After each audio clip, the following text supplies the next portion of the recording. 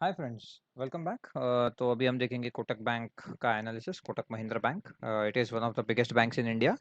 It is a scheduled bank. इसका मतलब ये आरबीआई के परव्यू में आता है and it is headed by the legend Uday Kotak. तो इस बैंक के बारे में तो आपने सुना ही रहेगा इन द न्यूज़ और in the stock markets. It is one of the most fundamentally strong companies and ये बैंक वो सारी चीज़ें प्रोवाइड करता है जो एक बैंक को करनी चाहिए, जैसे कि पर्सनल बैंकिंग हो गया, बिजनेस बैंकिंग हो गया, कॉर्पोरेट हो गया, प्राइवेट बैंकिंग हो गया, एक्सेट्रा।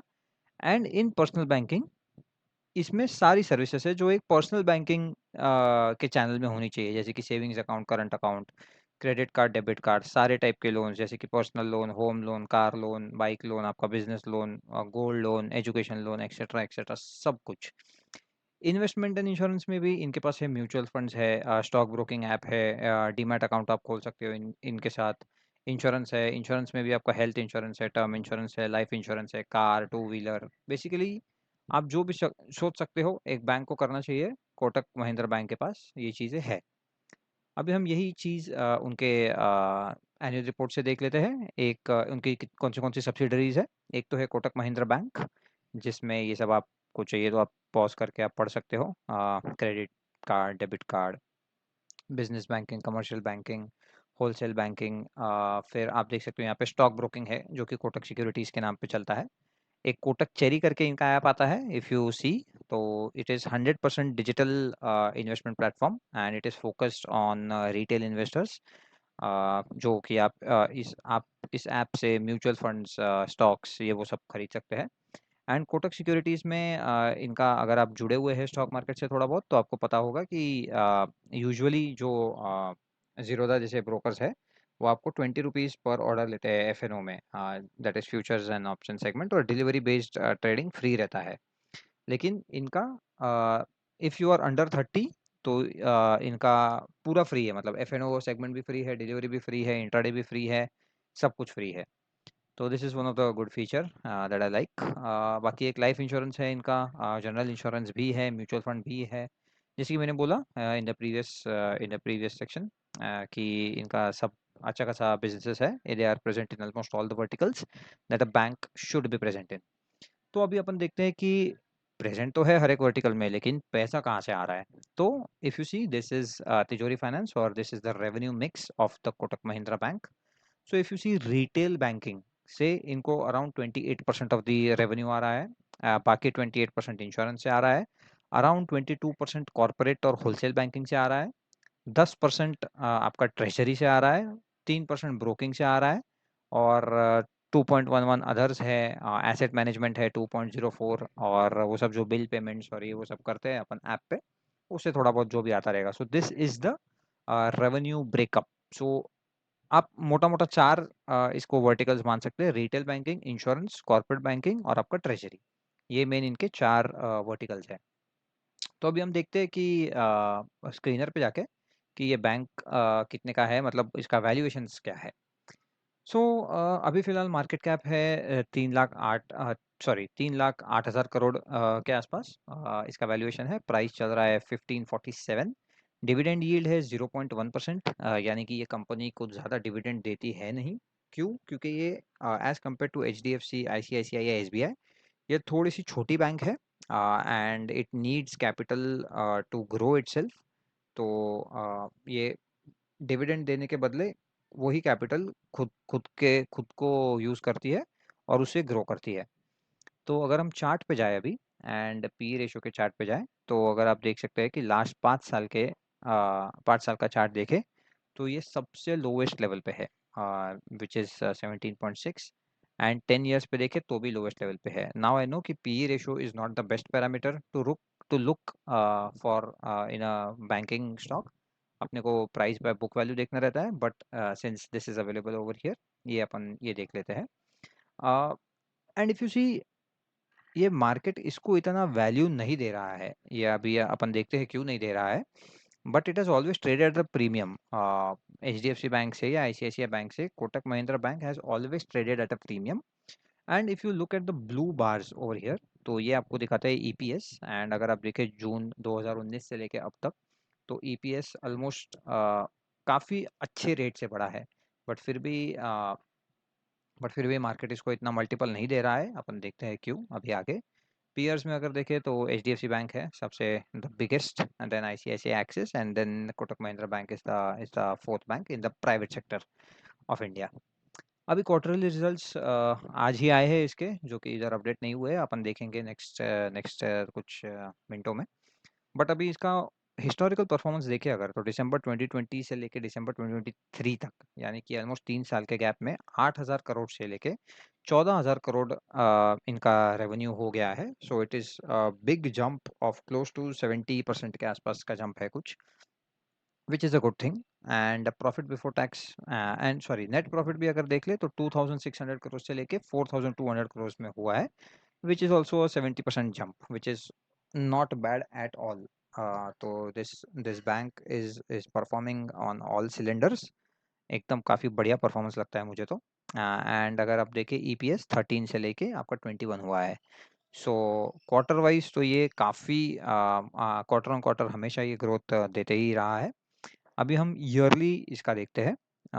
मार्च 2012 में इसका रेवेन्यू था 8,470 और अभी है around 42,000 crore. So it is almost a 7x jump in the last 10 years, जो कि it is like almost magnificent.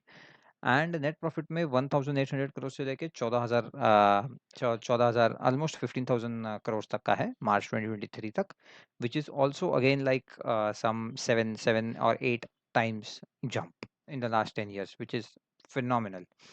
And ये 3 डब्बे बहुत ज़्यादा इंपॉर्टेंस के रहते हैं। कंपाउंडेड सेल्स ग्रोथ 15% है, कंपाउंडेड प्रॉफिट ग्रोथ 21% है, लेकिन स्टॉक प्राइस का कैगर खाली 14% है। And as I always say कि अगर ये दो बढ़ रहे हैं तो सूनर और लेटर ये बढ़ने ही वाला है। सो 15, 21 और ये 14 है, तो this has to go to 18, 19 और 20% इन सम टाइम। अभी ये सम टाइम कब होगा ये तो मार्केट पे डिपेंड करता है, बट यूजुअली अगर आप देखोगे ऑन द लॉन्ग टर्म ये तीनों नंबर्स थोड़े से अलाइन हो जाते हैं।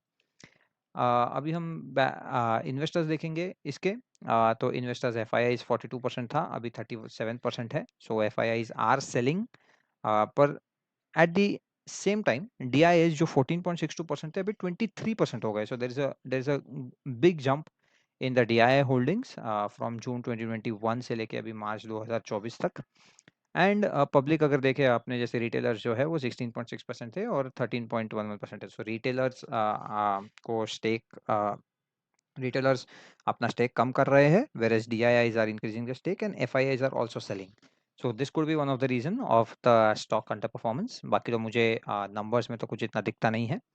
One of the other reason could be कि ये बैंक बहुत प्रीमियम पे ट्रेड करता है अदर बैंकिंग स्टॉक से, तो इसके लिए थोड़ा मॉडरेशन में लाने के लिए शायद markets are not pricing in the growth that aggressively from now on, इसलिए ये थोड़ा सा करेक्शन आ रहा है।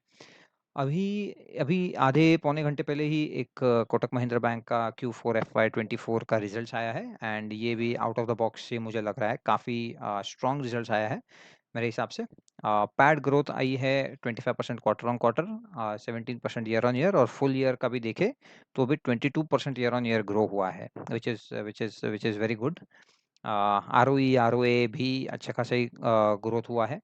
एंड अगर अपन यहाँ पे देखें कंसोलिडेटेड हाइलाइट्स फॉर FY24, तो अगर आप देखेंगे this is comparison between the full year 24 and full year 23, तो पैट अराउंड 17% से बढ़ा है, सॉरी हाँ, पैट अराउंड 17% से बढ़ा है for Q4, and full year में it has grown from 14,925 crore to 18,213 crore, which is a jump of 22%, which is again amazing. और अगर आप यहाँ देखें थोड़ा सा और इनका जो भी बिजनेस सेगमेंट्स है उसके हिसाब से, तो भी हर एक इसमें आपको थोड़ा थोड़ा ग्रोथ ही दिखने वाला है। एंड कंसोलिडेटेड में देखें अगर, तो वही ऊपर वाले नंबर जो है वही यहाँ पे दिखेंगे। सो मोटा मोटा ये क्वार्टर भी अच्छा ही रहा है मेरे हिसाब से इनको कोटक बैंक के लिए। And overall historical performance last 10 years का भी अच्छा ही रहा है। But because of these two things जो अपन ने डिस्कस किया, FII selling and the market not giving it a premium as compare to other banks, I think थोड़ा सा हैमरिंग हो रहा है। नाउ कमिंग टू टेक्निकल्स, तो अभी हम जाते हैं टेक्निकल एनालिसिस पे। ये है डेली चार्ट कोटक बैंक का। तो यहाँ पे आप देख सकते हैं 1 हफ्ते पहले अराउंड एक आरबीआई का न्यूज़ आया था, जिसमें आरबीआई ने कोटक बैंक को अपने डिजिटल चैनल से कोई भी कस्टमर ऑनबोर्ड करने के लिए ना बोल दिया था। तो जिसकी वजह से अराउंड ये 10% डाउन क्लोज हुआ है एंड उसके उसके बाद से ये नीचे ही जा रहा है। एंड अनदर गैप डाउन एक आप देख सकते हो 2 दिन पहले यहाँ पे आया था 2 मई को, क्योंकि कोई तो एक बोर्ड ऑफ डायरेक्टर है इनके, जो कि काफ़ी रिस्पेक्टेड है। वो उन्होंने रिज़ाइन कर दिया था। So these are temporary problems that the bank is facing and that's why ये इतना भयंकर मूव आपको देखने मिलेगा। तो अगर अपन वीकली चार्ट्स पे जाते हैं and if I zoom out, अगर आप देखोगे ये मस्त एक चैनल बना रहा था 1650 और 2000 के रेंज में। ये वहीं पे घूम रहा था आफ्टर कोविड का ये जो बड़ा वाला एक शूट दिख रहा है आपको, इतना तो दिसंबर 2020 से लेके अभी तक, यानी कि लास्ट 3 साढ़े 3 4 साल में ऑलमोस्ट ये यहीं पे घूम रहा है। एंड उसके बाद एक इसने ब्रेकडाउन दिया है 1650 लेवल्स का। अभी इसका नेक्स्ट सपोर्ट जो दिख रहा है वो 1400 दिख रहा है। So we might want to wait it out. या तो ये स्टॉक में मेरे हिसाब से एसआईपी भी की जा सकती है, क्योंकि this is a very very fundamentally strong bank. And ये कब घूम जाए we never know. So if you are looking to buy something in the banking sector, I would suggest कि you take a look at this bank, क्योंकि ये as you saw in the analysis, इसमें कुछ इतना गलत नहीं है इस बैंक में, and it has performed quite well in the last 10 years and in this quarter as well. So and chart के basis पे we can start accumulating if one is interested in this sector. So this was the analysis of Kotak Bank, Kotak Mahindra Bank, both fundamentally and technically. So let me know in the comments down below कि कैसा लगा, and if you want me to add some other angles to it, I will do it in from the next video. Thank you, and like, follow, and subscribe if you like the video, and thank you.